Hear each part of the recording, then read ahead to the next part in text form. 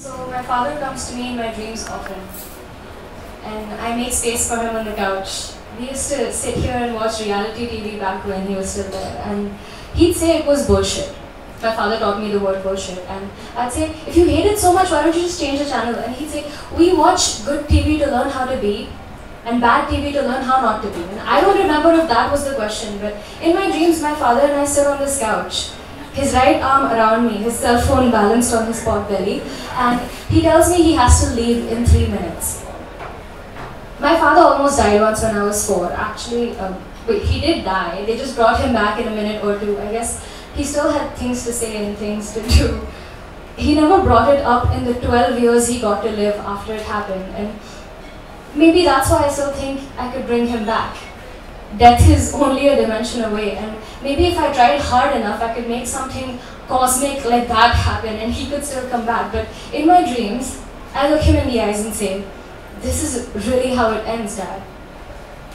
And I'll miss you, and I'll think of you every day, and I'll tell all my friends about you even when they don't ask. And take care of yourself out there. I've heard the afterlife is bananas. You should be a ghost, Dad.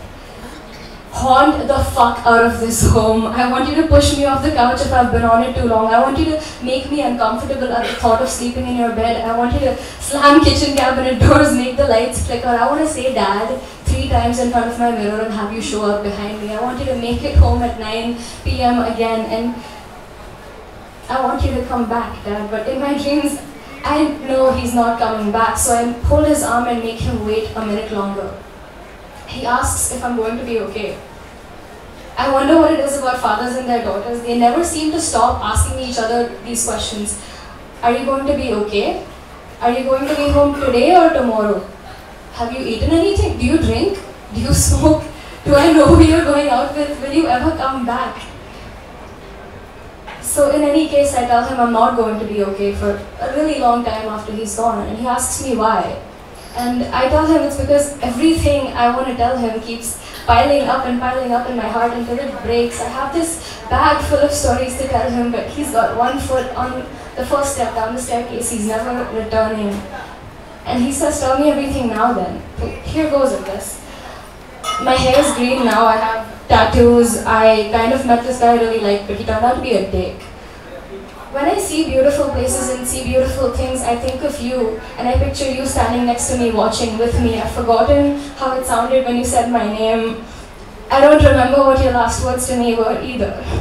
But by the way, there's a new Beyonce album out, but the Grammys don't feel the same when you're not there next to me watching. And he tells me to stop for this time, and he says it's enough. But there's so much more I have to say. I could keep on talking and never get to an etc. But you have to wake up, Isha, he says.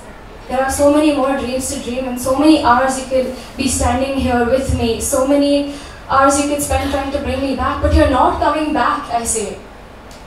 And he lets go of my hand and says, that's bullshit.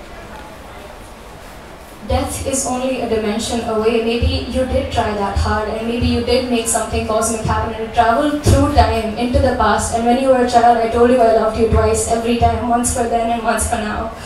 Once forever. So in my dreams, only in my dreams, I let my dad go. Thank you.